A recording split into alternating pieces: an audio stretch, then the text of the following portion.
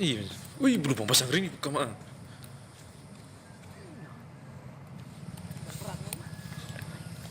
Apa namanya? Wih, lubang nih gue. Wih, lubang ngeri nih. Coba yang sebelah tuh, wih, lubang pasang ring.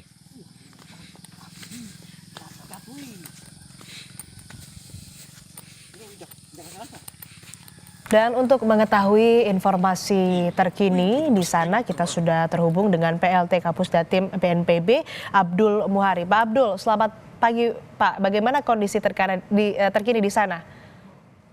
Selamat pagi, Mbak. Tuh, Eh, lubang bisa begini. Memang pukul 0 tadi malam, Puslogi dan Mitigasi Bencana Geologi, Badan eh, Geologi dari Kementerian ESDM itu meningkatkan status aktivitas Gunung Lewotobi Laki-Laki menjadi level 4 atau statusnya awas. Nah, berdasarkan laporan yang kami terima per pukul 4.07 waktu Indonesia Barat eh, pagi hari tadi, itu ada eh, 3 kecamatan yang terdampak dengan total 14 desa dengan masyarakat terpapar yang saat ini mengungsi itu mencapai 2.734 kakak atau sekitar 10.295 jiwa. Untuk sementara ini pemerintah Kabupaten Flores Timur dan BPBD beserta TNI Polri menyiapkan beberapa tempat evakuasi yang bisa kami sampaikan itu di Desa Duli Pali, Desa Lewulaga, dan beberapa tempat lainnya dengan memanfaatkan bangunan-bangunan sekolah. Memang untuk aktivitas lewat hobi laki-laki dari tadi malam ini cukup bahayakan karena ada lontaran material vulkanik yang kemudian menyebabkan kebakaran di beberapa tempat dan juga merusak beberapa fasilitas umum milik masyarakat termasuk kendaraan dan juga infrastruktur publik, menutup beberapa ruas jalan dan seterusnya. BNPB sendiri saat ini sudah mengirim tim ke Flores Timur dan kita harapkan ini bisa bekerja langsung dengan masyarakat, dengan pemerintah Kabupaten Flores Timur, BPBD, TNI Polri untuk segera melakukan pendataan, analisis kebutuhan dan hal-hal terkait kedaruratan lainnya. Untuk korban jiwa meninggal, koordinasi kami dengan Kakansar Maumere itu menyebutkan eh, 6 jiwa meninggal dengan catatan 5 sudah ditemukan dan 1 orang masih dalam pencarian.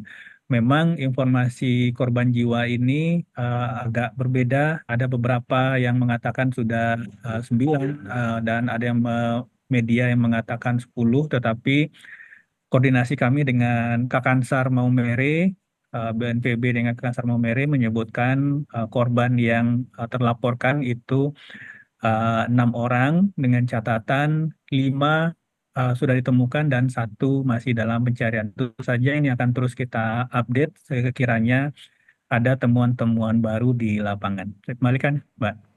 Ya, lalu bagaimana dengan penanganan sementara di sana? Pengungsian tadi Anda sebutkan ada di beberapa tempat begitu ya. Lalu terkait dengan kebutuhan bagi para warga yang mengungsi ini, sejauh ini bagaimana kondisinya? Iya, para warga sudah mulai melakukan evakuasi dengan dibantu oleh BPBD dan TNI Polri mulai dari dini hari tadi. Dan ini eh, memang baru dalam proses penyiapan lokasi pengungsian oleh pemerintah daerah. Tadi seperti yang saya sampaikan ada di beberapa desa dengan memanfaatkan bangunan sekolah.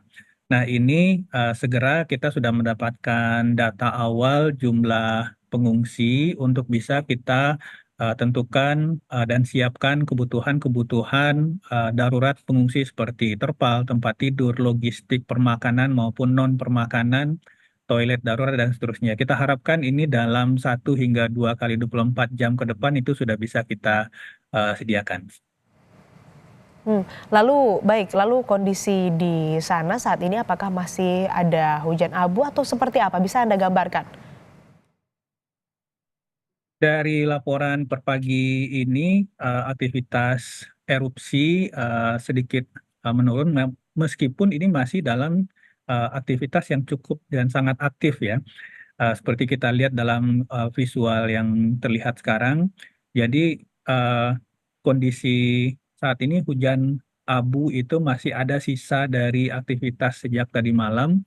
Dan kita tentu saja menghimbau dan kepada masyarakat dan pemerintah daerah untuk benar-benar disiplin untuk meninggalkan kawasan dengan radius 7 kilometer dari pusat gunung. Sekali lagi 7 kilometer dari puncak gunung. Jadi ini yang perlu kita perhatikan untuk menghindari jangkauan dari lontaran material vulkanik.